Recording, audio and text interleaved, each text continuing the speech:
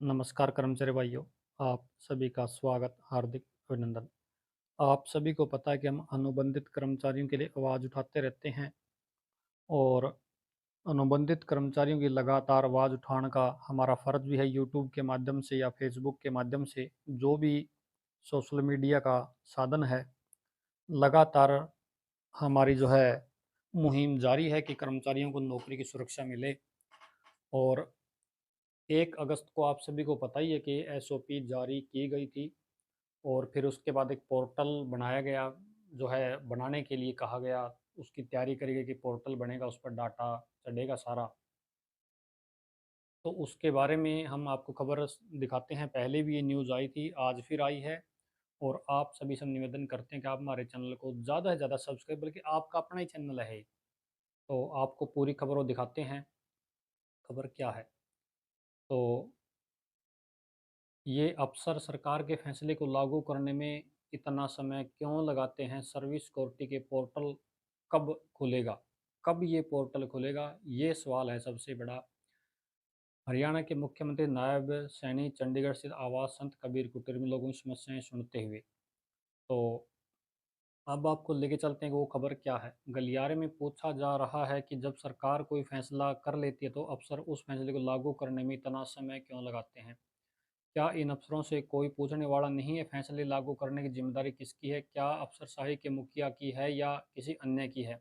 गलियारे में पूछा जा रहा है कि मुख्यमंत्री नायब सिंह सैनी ने लगभग 1.20 लाख अस्थायी कर्मचारियों को जो सर्विस सिक्योरिटी देने के लिए 15 अगस्त 2024 को अध्यादेश के जरिए कानून लागू कर दिया था और बाद में विधानसभा में विधेयक पारित करवाकर राज्यपाल की मंजूरी के बाद स्थायी कानून बना दिया था, तो अस्थायी कर्मचारियों को सर्विस सिक्योरिटी का लाभ क्यों नहीं दिया जा रहा? गलियारे में पूछा जा रहा कि आखिर जो अधिकारी इस कानून को लागू करने के लिए कानून में जिम्मेवार बनाए गए हैं, उनसे क्यों नहीं पूछा जा रहा कि वे क्यों सर्विस सिक्योरिटी नहीं दे रहे हैं? पहले तो कानून में अस्पष्टता बताते हुए अधिकारी अधिकतर अफसरों ने इसे लागू नहीं किया, मगर 1 साल बाद जब मुख्यमंत्री नायब सिंह सैनी ने सर्विस सिक्योरिटी एक्ट के तहत नियम अधिसूचित करवा दिए, तो भी सर्विस सिक्योरिटी नहीं दी जा रही है।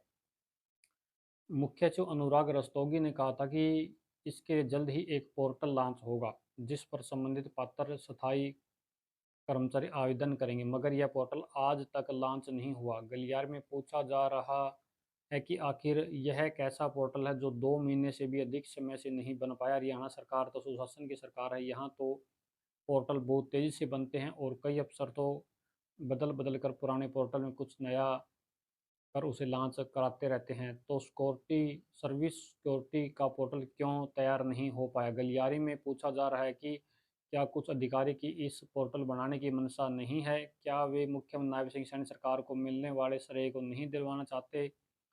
यूनिवर्सिटी के लगभग 1400 सहायक प्रोफेसर भी मांग कर रहे हैं कि उन्हें भी सर्विस सिक्योरिटी का लाभ दिया जाए। अब तक 1 साल बाद यूनिवर्सिटी से उच्च शिक्षा विभाग को जानकारी मिल गई है, तो उनके लिए एक्सटेंशन लेक्चरर की तर्ज पर कानून बनाया जाना चाहिए। गलियारे में पूछा जा रहा कि हरियाणा कर्मचारी चयन आयोग के सीईटी 2025 के अभ्यर्थियों के लिए करेक्शन पोर्टल लॉन्च होना था, वह भी नहीं हो पाया। गलियारे में पूछा जा रहा है कि आखिरकार हरियाणा सीईटी विभाग को क्या किसी की नज़र लग गई है कि न सर्विस सिक्योरिटी पोर्टल लॉन्च हो रहा और ना ही एचएसएससी के लिए करेक्शन पोर्टल। तो ये बड़ी खबर है और बार बार ऑब्जेक्शन कर्मचारी भी कह रहे हैं, बार बार जो है ये पोर्टल लॉन्च होने पर मनसा जो है कर्मचारी ठीक नहीं लग रही है। और हम भी चाहते हैं कर्मचारियों जल्द से जल्द नौकरी सुरक्षा मिले और ये पोर्टल लॉन्च हो जाए। आप सभी का बहुत बहुत धन्यवाद।